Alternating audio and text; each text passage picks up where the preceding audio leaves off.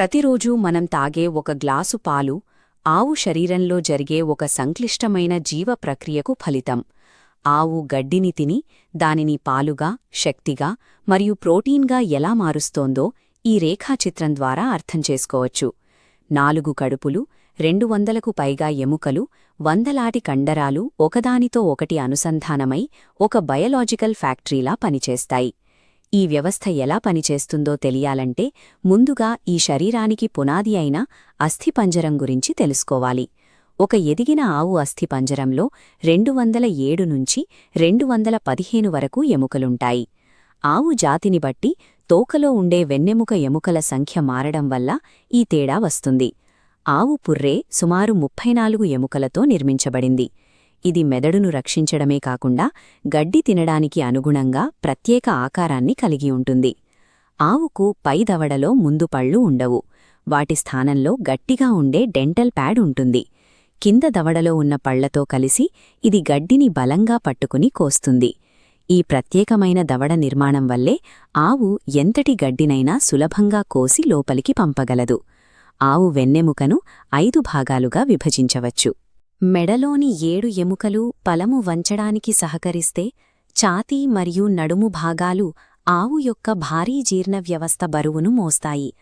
దీనికి అనుసంధానంగా 13 జతల పక్కటెముకలు ఉంటాయి.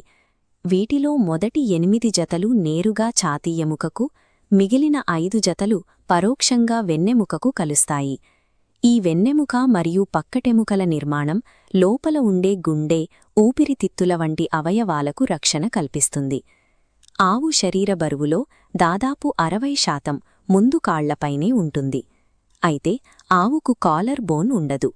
ఎముకల అనుసంధానం లేకపోవడం వల్ల ముందు కాళ్లు పూర్తిగా కండరాలు మరియు లిగమెంట్ల ద్వారానే శరీరానికి అతుక్కుని ఉంటాయి.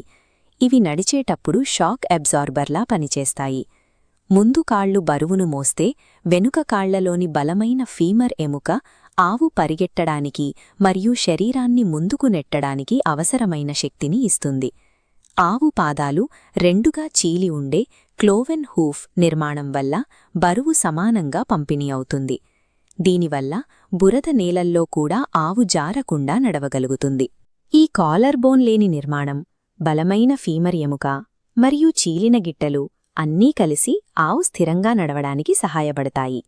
ఆవు శరీర బరువులో 40 నుంచి 50% వరకు కండరాలే ఉంటాయి. దాదాపు 400 కండరాలు కలిసి ఈ భారీ శరీరాన్ని కదిలిస్తాయి. నెమరువేసే సమయంలో ఆవు దవడ కండరాలు అత్యంత వేగంగా పనిచేస్తాయి. కొన్ని సందర్భాల్లో ఆవు రోజుకు 40,000 సార్లు వరకు గడ్డిని నమలగలదు. రోజంతా తలను పైకి, కిందికి తిప్పడానికి మెడకండరాలు, అలాగే వెన్నెముకను స్థిరంగా ఉంచడానికి వెనుక భాగం కండరాలు నిరంతరం పనిచేస్తుంటాయి. ఈ కండరాల వ్యవస్థే ప్రకృతి ఇచ్చిన అస్థిపంజరానికి గమనాన్ని కల్పిస్తుంది. గంటల తరబడి అలాగే నిలబడి ఉండే ఆవుకు కాళ్లు అలసిపోవా? దీని వెనుక స్టే అపారటస్ అనే ఒక ప్రత్యేక నిర్మాణం ఉంది. కాలికీళ్లలోని టెండన్లు, లిగమెంట్లు ఒక మెకానికల్ లాక్యాగా బిగుసుకుంటాయి. ఈ లాకింగ్ వ్యవస్థ వల్ల కండరాల శక్తి ఖర్చు కాకుండానే ఆవు నిలబడి విశ్రాంతి తీసుకోగలదు. ఈ సమయంలో కండరాలు విశ్రాంతి పొందుతాయి.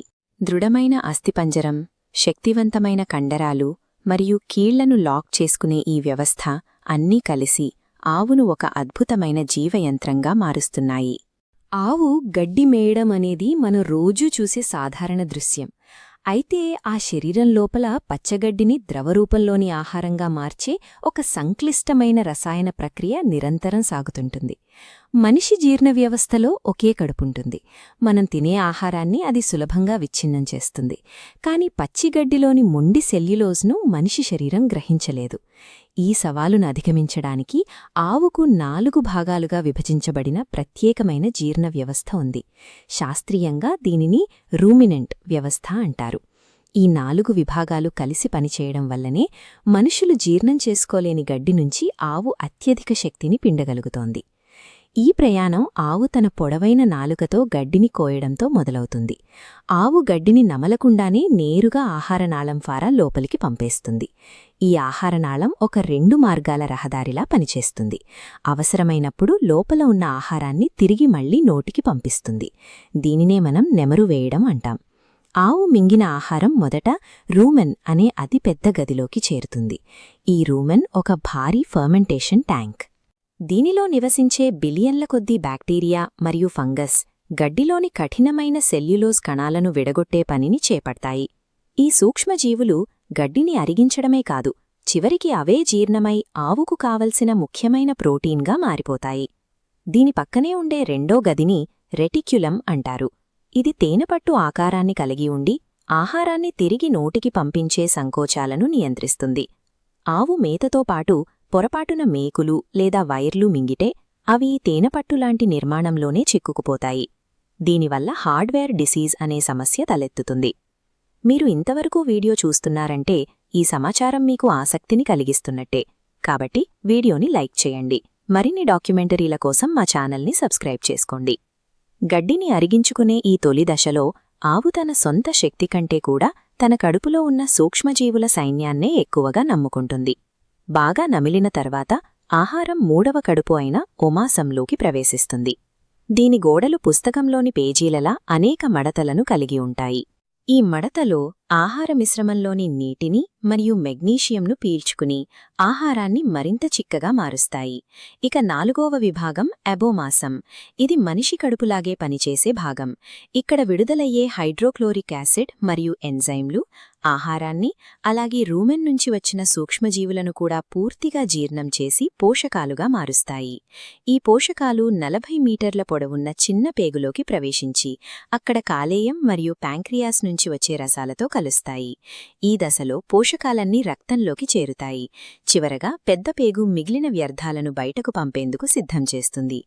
4 కడుపుల గుండా సాగిన ఈ ప్రయాణం గడ్డిని రక్తంలో కలిసే పోషకాలుగా శరీరానికి కావలసిన ఇంధనంగా మార్చేస్తుంది. ఇప్పుడు ఆవు పొదుగు పనితీరును గమనిద్దాం. 4 వేరువేరు భాగాలుగా ఉండే ఈ అవయవం పాలు నిండినప్పుడు 50 కిలోల బరువుంటుంది. చాలామంది రక్తం నేరుగా వడకట్టబడి పాలుగా మారుతుందని భావిస్తారు. కానీ శాస్త్రీయంగా అది నిజం కాదు.